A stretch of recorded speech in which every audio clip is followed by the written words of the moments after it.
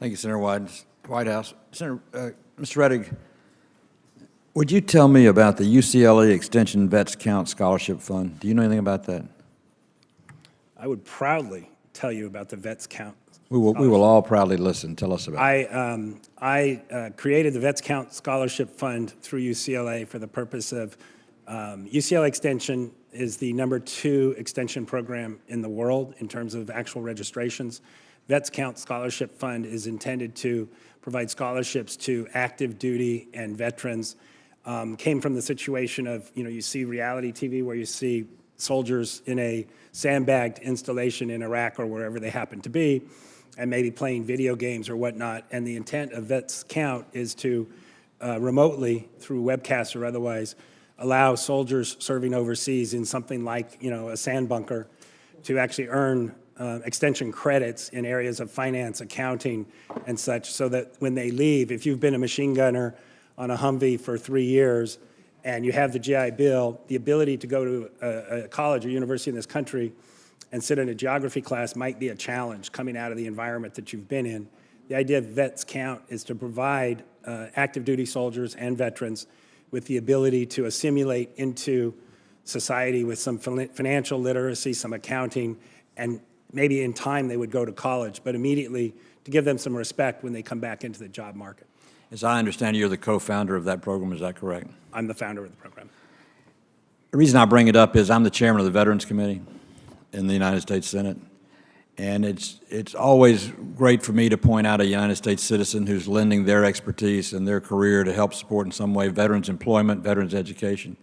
And having co-written the eArmyU Act a few years ago when Senator Kerry and I started distance learning in the United States military for earning college credit, I understand how valuable what you're doing there is. And you are taking video games out of a soldier's hands in many cases and putting a calculus book in their hands, which is great for all of them. So I wanted to commend you publicly on your commitment to our military, and your son behind you. He'll be a good student following in your leadership, sir. Thank you.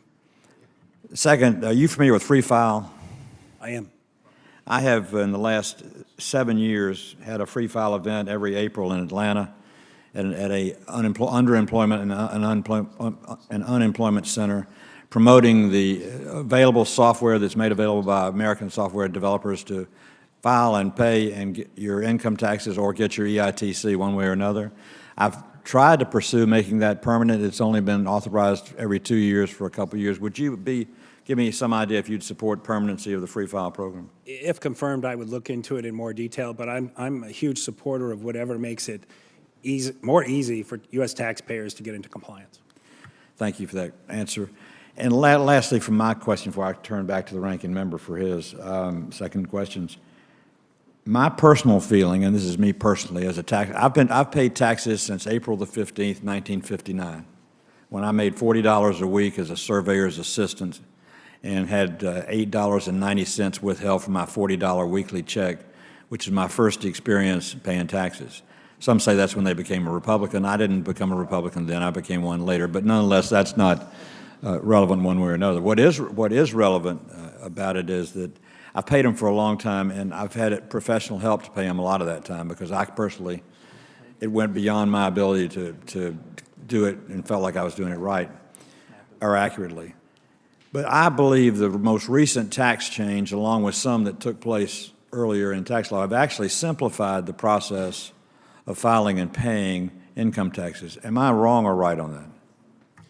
Senator, I know from the outside and from the press reports that I believe we're on that course, yeah. But I believe in terms of being able to come up with a calculus as to an actual right or wrong, we need to see how this filing season goes with the IRS. Well, I agree with that, and I'm talking to you as a taxpayer here, not as really as a senator, but it just seems like with the enhanced individual deduction, the doubling of the deduction with some of the reductions in itemization that take place in some of the new laws we've done over the last couple of changes, it has made the dream one day of having a one-page 1040 where you sign it and send it in maybe within reach of us. And I hope as Commissioner of IRS you'll work towards completing that task to moving towards simplification of the system, because you just said in answering Senator Whitehouse's question with regard to the amount of income we've lost by people not paying and filing, that most of the income we're not getting, or the income gap, tax gap that we're getting, are people who aren't filing or aren't paying.